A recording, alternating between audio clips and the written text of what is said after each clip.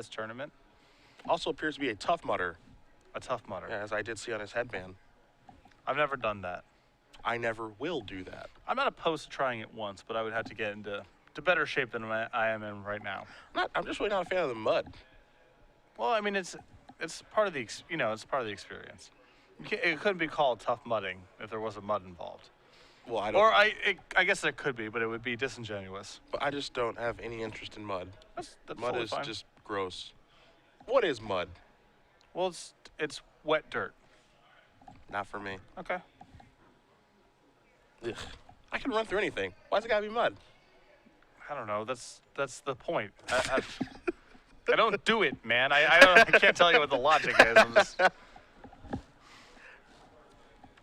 Yowell being on the play here, I think, is very, very important. You can see his opening hand right now. There's Temple of Triumph. Also, I believe maybe a mountain hanging out there. Maybe it's a Sacred Foundry. You see the Eidolon. There's a Chain of the Rocks, a Warleader's Helix. We haven't seen Burn for some time, honestly. The last time I really remember seeing this deck was when we were in Knoxville a couple months ago, and we saw Tyler Wynn actually win the tournament there with Burn. That really feels like the last time we've really seen the deck perform well. And this is, as you mentioned, a hand where it's really critical that William's on the play. I think this hand's very good on the play, and possibly not even close to good enough on the draw. A lot of that has to do with Eidolon. Yeah. Because Eidolon does trigger quite a bit on both sides of the table in the matchup, so being on the play is significant. It's a Temple of Triumph to start things off here for Yowell. An island into a Judge's Familiar. Good card in this matchup. For sure. I mean, there are so many 4-mana spells in this deck now. Stoke the Flames kind of counts, kind of doesn't. Warleader's Helix and so forth. Judge's Familiar. All sorts of headaches for a red-white burn deck. It's a young Pyromancer on turn number 2. Yowell could have played Eidolon if he wanted to, but he decided to go with the 2-1. In for 1 comes Gabriel Wilson. Yowell's going to go down to 17. We'll see if it's better to get this established, as here's a Frostburn Weird. Chandra's Phoenix is the draw here for William. Not sure if he has the third land or not. Does not look like he does. Yeah, this is a tough spot to be in. I mean, he really needs to make his land drops, needs to get to 4 mana to be able to deploy Warleader's Helix, help out with Stoke the Flames some. I think the play that I like this turn is Lightning Striking the Judge's Familiar and triggering the Young Pyromancer.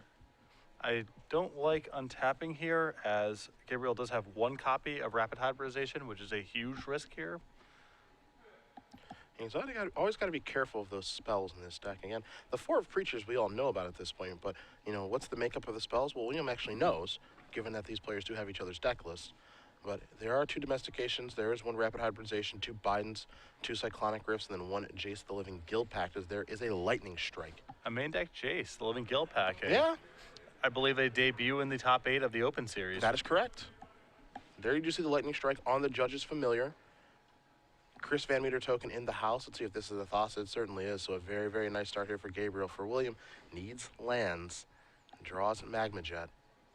Although this is potentially an opening for William here. I mean, he could Chain of the Rock, the Frostbird Weird, hope that Gabriel does not have Master Waves and start racing. It's going to be Stoke the Flames, it looks like. That's not bad either. This is also a nice turn. It allows him to trigger the Young Pyromancer and keep the Chain of the Rocks in his hand as insurance against Master Waves. So another elemental token will come in from Young Pyromancer and just pass the turn back. Reduce the devotion of Thassa. Gabriel Wilson will scry. See if he wants to keep that card or not. And the answer is no. This burn deck certainly got better with the inclusion of Stoke the Flames. Yeah, it is no small upgrade. And now it looks like it's time for a Nightveil Spectre. Important thing here, actually, is even though Devotion is up to 4, is that the only land that Wilson has available is a Mutavault. So you feel pretty safe about trying to kill that thing. Although, I'm not sure if William currently has the tools. He does have that Chain of the Rocks, of course, but no Lightning Strikes and still stalled on lands. Yeah. And he's still going to be soft and Master of Waves, but an attack for 4 is not so bad. Going to put Wilson down to 16, keeping the Devotion low so that Thassa does not turn on. It's very hard for the burn deck to beat that if the God of the Sea comes alive. Here's a mana. It's a Cloudfin Raptor. And now there's another Nightveil Spectre, plus the evolution of the Raptor. And now all of a sudden Thassa is online and attacking for 5. This is the tough thing about Mono Blue Devotion. They're just so efficient. And if you're missing your land drops, their creatures are very challenging to kill. Most of their mana to toughness ratios are very high. Yowell's going to untap here. Again, still stuck on 2 lands. Needs to find a third one. That's another copy of Chandra's Phoenix. That is not what he's looking for. So I did not like that play from Yowell. I think what he needed to do was Magma Jet the Cloudfin Raptor inside of his own upkeep, because it's so important for him to make land drops number 3 and 4. He cannot risk missing any more land drops. Yeah, he's going to need War Leaders. He looks very, very badly. So there is a block. Going to lose the token here. The other token will come through. You see he's trying to entice block the Nightveil Spectre. Going to pass the turn back here. It's time to scry. That top card's going to go to the bottom. So now Wilson will draw a card. There's a Nykthos, so some mana can be generated. You see him slide Nykthos right over very quickly. Yeah, this allows him to cast Master Waves and have the mana left over to make Thassa unblockable, potentially.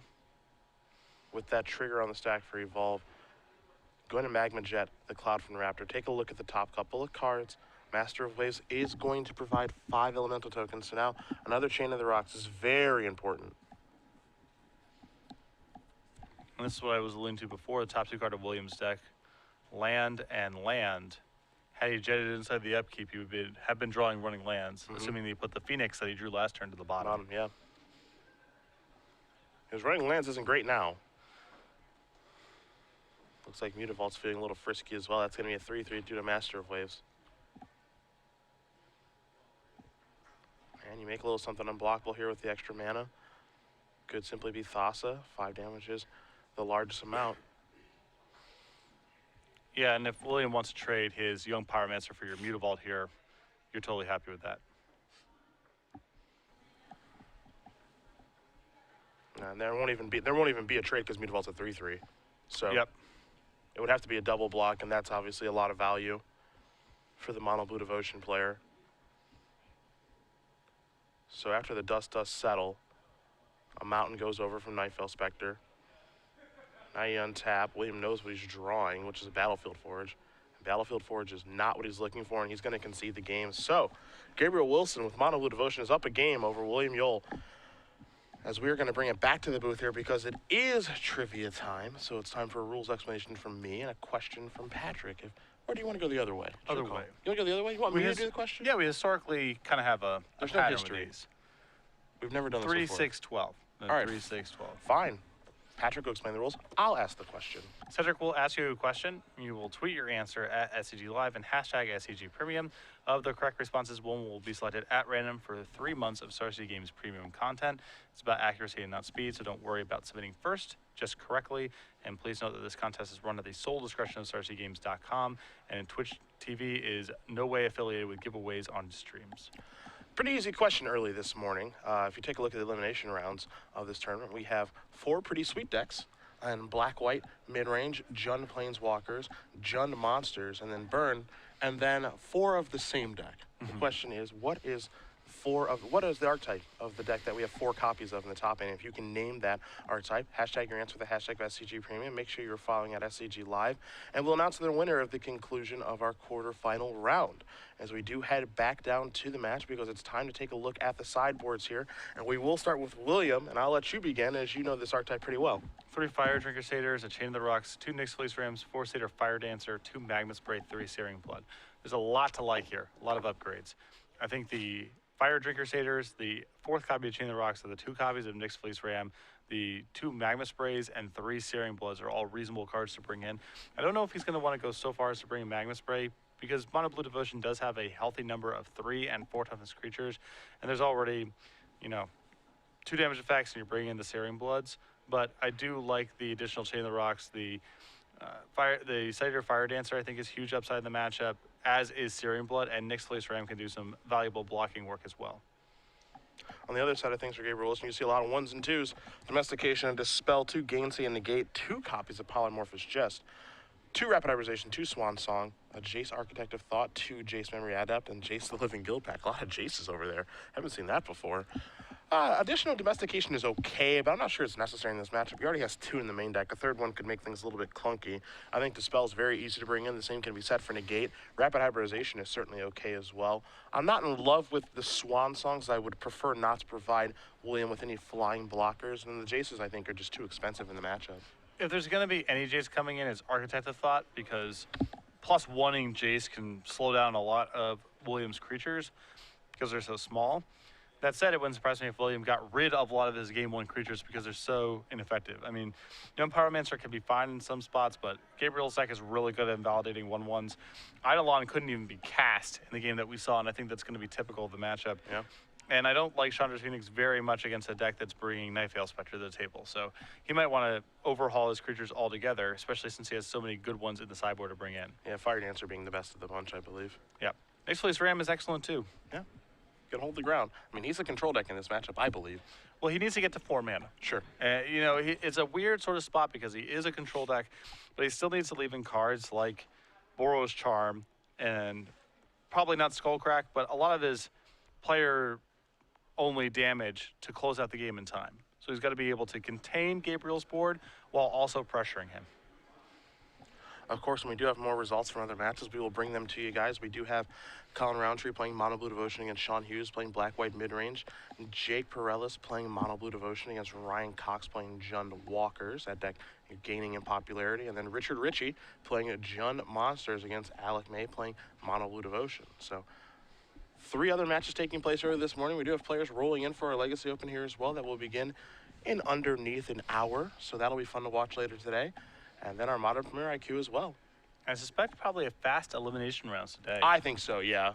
I really do. No copies of Sphinx's Revelation. That's actually really been par for the course now. This is the 3rd week in a row. Yeah. No Rev decks in the top 8. And Jerry Thompson has been speaking of that deck's demise now for a little while. Jerry has felt that Rev is just not very good in Standard right now. He feels like the cards that the deck plays just aren't cheap and efficient like it used to be when they used to play cards like Pillar of Flame and a bevy of other spells and then used Revelation to refuel, and then you could fire off those cheap spells again and just continue that. The spells are more expensive. Makes you wonder if maybe a red splash has been largely unexplored in Revelation decks. I mean, you have Temple of Epiphany and Shivan Reef. Yeah. And, you know, you do get cards like Magma Spray to speed up the deck. Turn burn. Yep. You do get to speed up if you're worried about cheap creatures. I'm generally surprised that a blue at red deck is not surfaced. You know, the red splash for cards seems to be pretty good. Is It Charm, another card that is underplayed? That's really good in the Revelation Mirrors, of course. You know, lets you filter your cards, also takes care of some cheap creatures, as you mentioned in the red matchups. Kills Pack Rat as well early in the game. And you can't forget about Keranos. Yeah. That's a really nice win condition for those decks and card advantage engine. So, again, I've been a little surprised that we haven't seen blue, white, red at all. Seems like in this metagame, I'd rather be, you know, access to Magma Spray and similar cards than, say, Thoughtseize. Want the deck to just be a little bit faster. Yeah. You are a little soft to Desecration even, I feel, with that kind of strategy. A little bit, because the red spells that you're splashing for are damage-based spells, and that means that killing a 6/6 can be difficult. There's a heavy reliance on a card like Detention Sphere at that point. This looks like, okay, I was gonna say this is a 2 Mutavault hand. That one's not great, but that Temple of Triumph actually kind of saves things, honestly. Yeah, it's a little land heavy of a hand, but if your hand's gonna be land heavy, you might as well have 2 Mutavaults in it. Gabriel Wilson gonna play a 1-drop yet again. It's a Cloudfin Raptor. Yowell draws his card for the turn. Young Pyromancer is shown to the party.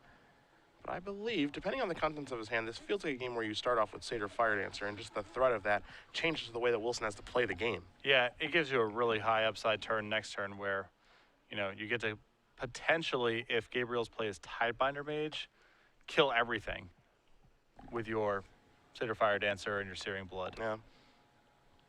The Young Pyromancer is the weapon of choice, however, for William. And now this is a Frostburn Weird, and we're going to evolve the Cloudfin Raptor. So an attack for 1 in the air is where Gabriel will begin. Down to 19 goes William. William will draw a card. It's a copy of Stoke the Flames. Now might be a good time to take care of that Frostburn Weird. We'll see. And it looks like we're going to go with a Fire Dancer here and simply pass the turn back. Wilson will draw a card. And we'll see what he's able to put together on his third turn of the game. William's getting a nice little shop set up here. Again, no answer in hand to Master of Waves, which is potentially a bit of a concern, but he's going to be able to contain most other creatures going forward. There you do see Satyr Fire Dancer. You can't forget that that thing is an enchantment. Doesn't play a huge role in this matchup yet, though. Mute your mic and bring it closer to your mouth since you're breathing very heavily into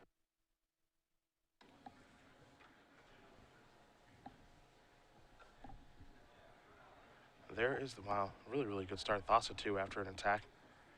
Now, the good thing here for William is that after he draws his card, he's able to actually clear out everything here if he'd like to.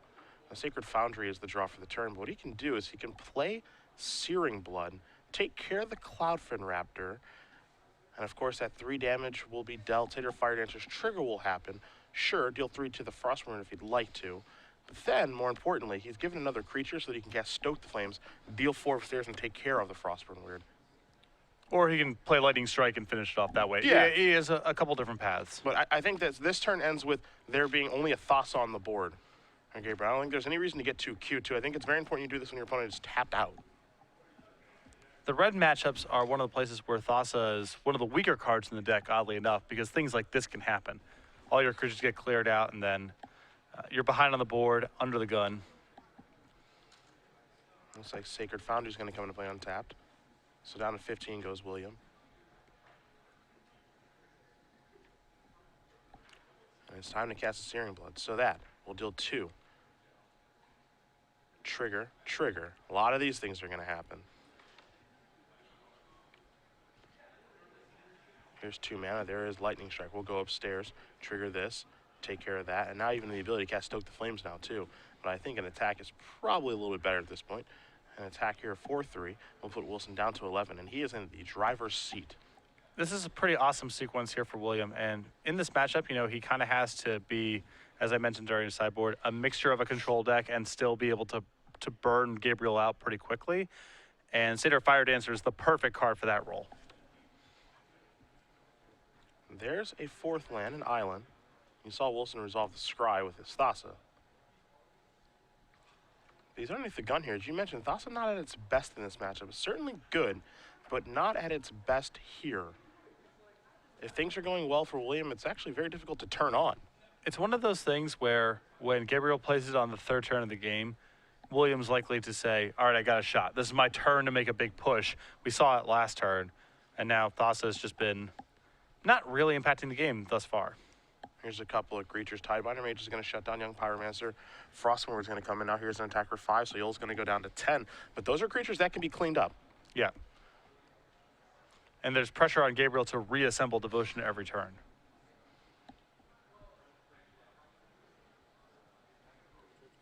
So players will make sure the life totals are correct here in just a moment. But we could very easily see on the next turn, everything's going to untap for Yowell outside of that Young Pyromancer due to the Tidebinder Mage's trigger. We could have a Stoke the Flames go upstairs, for example, take care of the Frostmourne Weird. I actually do kind of like the block there, too. Keep that life total high with the Elemental token. So we're going to stay at 15, actually, Will William. He's going to draw a card. We'll see what he can find. It's a Chain of the Rocks. That's pretty good, too. Chain of the Rocks is basically ideal here, as it takes away 4 points of devotion potentially from Gabriel if William wants to, and just strands him with a Thassa on an empty board, generates another token, unlocks the Young Pyromancer. Now next turn there's 2 Mutavaults that can start attacking. I'm curious to see if William wants to save the Chain of the Rocks in his hand for a potential Master of the Waves, or if he's willing to fire this off right now. Yeah, that certainly does make things interesting, because the Master of the Waves doesn't seem great on this board. There will be Devotion of 2. It will provide 2 elemental tokens. It's not bad, but, you know, it's not really the end-all, be-all in this situation. We'll see how he wants to organize things. Looks like he's going to begin with the Chain. He says, I'm going to take care of you. And this feels like a Stoke the Flames that's going to go upstairs now. Yep. And so that 4 damage will take care of 4 and also the Frostburn Weird. We can't forget about the trigger from the Young Pyromancer. That'll put an elemental token into play. Now here's an attack for 2, and Wilson's all of a sudden down to 5. And this is why I like not playing around Master Waves, because it's not clear Master Waves even gets Gabriel out of this. Yeah. Wilson will draw a card. Now, you can get a little tricky on some of the spells that he has access to. Here's 4 mana. There is Master. So Yowell gives him the thumbs up, and there's the 2 elemental tokens. But as you mentioned, it's not clear that he gets him out of this. He does have 3 blockers, but William has a lot of attackers with the 2 Mutavaults. And heck, he could draw a burn spell or a chain. There's a Warrior's Helix. Now, he does open himself to Dispel a little bit here, but it's very clear he doesn't have Dispel since he's letting this resolve very quickly. So 4 damage goes upstairs. State of Fire Enter Trigger is going to take care of one of those elemental tokens. William will gain 4 life, which isn't that relevant, and he's going to attack with everybody here. And that is going to do it. So William Yowell is going to win game number 2 here over Gabriel Wilson. Red, white, burn looking very impressive in game number 2. Yeah, the game plan there, it's hard to straddle the line between controlling the board well enough and also pressuring Gabriel's life total.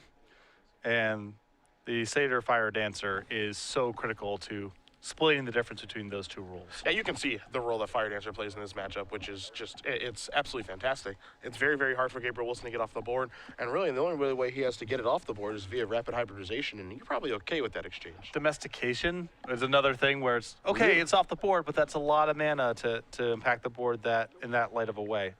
You see both players are re-sideboarding here a little bit. Williams certainly is, as we are informed right now that Jake Perellis is up a game over Jund Walkers with his mono blue devotion deck. So we can put one down for him. Again, he does play the winner of Colin Roundtree and Sean Hughes, mono blue versus black-white mid-range over there. But very quickly, we will talk about Star City Games game night coming in September, which is much closer than we all think. Yep, and signups are closing soon to get on board for September, so get in there soon if you're interested. 2 pins and 8 foil tokens sent out each week. New pins and foils are designed and sent out every month.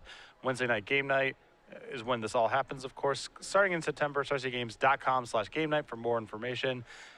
This is going to be pretty local, grassroots, casual, organized play. Stores can run whatever format they want, sanctioned, not sanctioned, constructed draft. Just get more people in your store, playing some Magic, playing for some sweet pins and foils. August 11th is the cutoff here for your store to be eligible in September. So make sure that if you do want to have Star City Games game night in your store by August 11th, it's not hard to do. StarCityGames.com/game night, #SCGN. And of course, game night at StarCityGames.com is the email to get any more information. Bug your local tournament organizer because we promise it's not hard to do. And who doesn't want these squirrels? Yep. A lot of your players at the local store will demand them. Yeah, who are we kidding? Who doesn't Who want are those? we kidding? He is exhausted from eating. How adorable is that? He's tuckered out because he's eaten so many nuts. Oh, nuts Acorns. Nuts are good. I don't know if acorns are good. Yeah. Are we able to eat acorns? I don't know. Is that a thing? I don't know. could try it. I think there's something you can like roast them or something. I'm not sure if I'm thinking of something I else. guess in theory I can do whatever I want. Yeah. So if I want an acorn, I can certainly eat one. I don't think they kill you. You know, I'm I not guess sure. that's a thing that matters. I'm not sure if it's actually good. You know, is it tasty for a human being? I'm not sure. But I'm thinking of chestnuts, not acorns. Perhaps there's only one way to find out. Yeah. Colin Roundtree does win his match over Sean Hughes. Black-white mid-range is no longer in the tournament. Roundtree with mono blue devotion. He actually won very quickly. Yep. I'm a little surprised. And we do have Alec May up a game with mono blue devotion against Richard Ritchie playing Jund Monsters. Could be the old broomstick. Could be. It very well could be. Clean sweep. Yeah, the 4 mono blue devotion decks could make it all through, and we do have nothing different here. Okay, so we're good.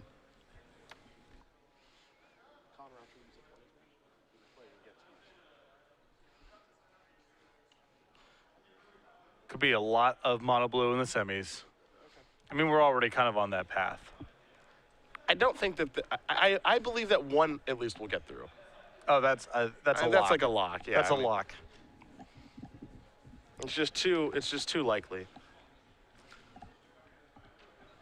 And you know, I actually think the deck was a really, really good choice this weekend. Yeah, I mean, on camera we saw a bunch of different stuff going on. Yeah. And in fields where there's a bunch of different stuff going on, mono blue devotion's excellent. And if you can slide through your mono black matchup, which, you know, isn't unwinnable, obviously, I feel like it is unfavorable.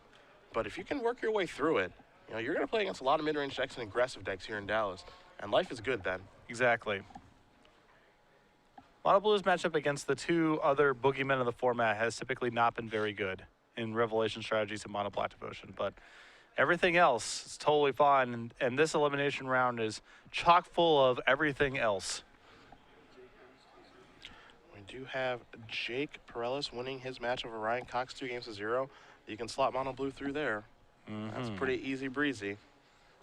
Fast. Real fast. Well, why waste time? Why mess around? It's a good question. Yeah, get the job done. That's what you do. So both players shuffling up here. And we'll have game number 3 underway. Of course, don't forget, we'll announce our trivia winner at the conclusion of our quarterfinal round. We've got 6 and 12 months to give away still. And we also have a legacy tournament to cover today. Joe Lissette will be playing Miracles, I assume. And a lot of pressure on him in this tournament. Yes, absolutely. A lot. We know that Tom Ross is here. He's going to be playing Blue-Green Infect. He's pretty happy about that. And we'll see if Colin Chilbert does show up to play with the old High Tide deck. Oddly enough, the last time we were here, Colin said he didn't even want to play High Tide. He just had nothing else to play, and he made the top 4. So, I'm not a huge fan of the deck. I love it. No, I'm not. I think it's not particularly powerful. I think it's cool, but not a deck that I would choose to play in a tournament. 7 cards for William Yowell. He'll be on the draw this game after an impressive Game 2 victory. And Wilson will draw up 7 as well. He'll be on the play. Good place to be. William Yowell very quickly mulligans. No, thank you. Not even waiting for Gabriel to Yeah, confirm or nope. deny his 7. My hand stinks. Yeah, 1 lander, multiple copies of Chain of the Rocks. Has to draw a white land to really even function. Yeah, needs to be. I think that hand, if the mountain is a Sacred Foundry, is fine. Snap it off. I think so. Had a Young Pyromancer, a Searing Blood, 2 Chain of the Rocks. Those rounds are all good. Yeah, there's a Sacred Foundry there. I'd rather lose the mulligan, you know, Okay, easy. with that hand. It's debatable. I saw Paul Rietzel at Grand Prix Albuquerque keep a 1-land Thoughtseize hand in the mirror match of Mono Black Devotion. Did not draw well. Was stuck on 1 land for a long time and lost. And he said, if I'm going to mulligan hands like that, why am I even showing up to the tournament? Congratulations, by the way, Paul Rietzel, newly minted Hall of Famer, well Hall of Fame deserved. elect. Very happy for him. Well deserved. Guillaume Wafataba, Makahiro Mahara. Also Very in. solid class. Absolutely. Very deserving class. Congrats to all 3. I've been annihilated by all 3 of those players. I don't know if I've actually played. I've played Guillaume once. I do not believe I've played Mahara or Paul. I played against Guillaume at Grand Prix Barcelona. Mm-hmm. Played against Paul at Grand Prix Denver, like 2010, where he annihilated me with some infect creatures, as William is going to take a second mulligan, as he has no lands in that hand. And then Makito Mahara, I lost to in, remember at Grand Prix, I think it was actually Pro Tours, used to have those draft challenges? Yes. On the 3rd day, I lost him playing for top 8 on a draft challenge. So I've played against all 3. Mulligan to 5 is so rough for burn because the deck is all about critical mass of effects. Yeah, horrible spot to be in. Satyr Fire Dancer is the one card that can catch him up here. Yeah. It's never a great time to take a mulligan to 5, of course, but this is absolutely one of the worst. And the matchup is already pretty tough. You need all those cards to operate. It is the toughest thing about playing aggressive red strategies in general. Mulligans are disasters. Yeah. Yeah, it's tough to say. Maybe you keep that first one now. I hope you just kind of run perfect. With Legacy Burn, for example, I almost never mulligan because it's just hard to beat almost anything with 6 cards. Yeah, it feels like with Legacy Burn, you can maybe take 1 mulligan on the draw. Yeah. That's really about it. Well, if you go past, if your hand has 5 lands in it, let's say one of those is almost certainly just a mulligan to begin with, so you had to mulligan those. But functional 1-landers, I'm just keeping. Hope to get there. If I'm gonna mulligan hands like that, why am I even showing up? We've been informed that you can eat acorns. Okay. That's good. And there's actually acorn butter. Okay. Now you're speaking my language. Even though I don't know if it's good or not. You've at least piqued my interest. Yes, yeah. How can they can just make butter out of anything now. How's that work? You mean the actual process, or? Yeah, they just make butter and milk out of everything. Is there acorn milk? I wouldn't be surprised. There's almond milk. Well, those things aren't real. They're not actually milk. It's not like a dairy product. Says it's it on just- the box. You can put a lot of things. Fruit Loops says fruit on the box, so there's no fruit in that. It's not the same thing. How sure are you about that? Pretty sure. Yeah, pretty sure. I'm pretty sure. Lightning strike on Tidefinder Mage. Gotta take care of that. Are you trying to say that Cinnamon Toast Crunch isn't toast? No. It is delicious. Might be time for another lightning strike here. Yeah, got to keep his board pin down. And this is another. I don't really know what the upside here is of getting tricky, and there's a lot of things that can go wrong. Yeah, there's a real downside. Getting it countered, getting destroyed by rapid hybridization. There's some real bad here. Okay. There's a Master of Waves. All right, this works out okay. Master is only going to generate 1 token. Take a draw here. A white source is important. Okay. All right. It's got a hand. We're going to play a little magic here, it looks like. Take 2. Chain of the Rocks is probably pretty good. So on a 5-card hand, William, this is good. He's keeping his head above water, but he can't win the game like this. He needs to find a Fire Dancer or a Young Pyromancer, something to generate some card advantage or allow him to redirect some of his resources at Gabriel's head if he's going to win this game. Even a Chandra's Phoenix, something to generate some tempo on his side of the table. Here's 4 mana. This might be another Master. Actually, we're going to go with the Jace. Now, that one's tough to beat. That's going to tick down. Take a look at 3 cards here. Cloudfin Raptor times 2 and a Master of Waves. Pretty easy split there for Gabriel.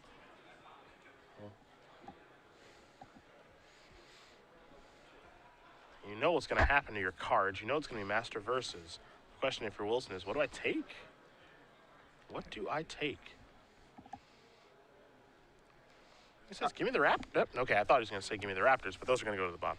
I like taking Master Waves quite a bit here because William probably cannot beat it. That's the most likely outcome. Chances are, yeah. He has 3 Chain of the Rocks versus 4 Master of the Waves. He's on a mulligan of 5, so he's going to have to keep drawing Chain of the Rocks to get that thing off of the table. Jace is going to get cashed in here. A little weird for him to cash in his Jace now. Before casting Master. When he could play Master. Going to take these lands to the hand. Judge's Familiar is going to go to the bottom. So he has a greater plan. There's land for the turn. Here's 2 mana. That's a Frostburn Weird. Here's 4 mana. This is a Master of Waves. Trigger. 3 creatures are going to come in here for Wilson. Pass the turn back. And I believe, unfortunately for William, that Gabriel has Cyclonic Rift in hand, so he can set up the old end of turn Cyclonic Rift, your Chain of the Rocks, untap, kill you. Yeah, destroy you. A play that I have been on the other side of quite a few times. How does that feel? It's not good. No? Warrior's Helix is going to take down Frostburn Weird right now. But as you mentioned, these exchanges are not profitable, and that's the problem. If there's a Satyr Fire Dancer in play, we're looking at a completely different game. Maybe even one that William can win on a mulligan of 5, because that can undo the mulligan due to all the card advantage, but that's not what's happening right now. Yeah. The bird deck cannot become a pure removal deck. It needs Young Pyromancer or Fire Dancer to justify that line of attack. So William's trying to protect himself, but that's not a long-term plan here. It's 4 mana. It's another Master of Waves. Only 2 Devotion there, but now here's an attack for 3, 6, 9, 10, 11. And with a leftover Cyclonic Rift. Oh, Satyr Fire Dancer has shown up to the party. And an extension of the hand has as well. Gabriel Wilson's going to win this match over William Yowell. 2-1. And if you like islands, which you and I do, Mono Blue Devotion moving on yet again. Looks like we might be setting up for a all-mono blue semifinal.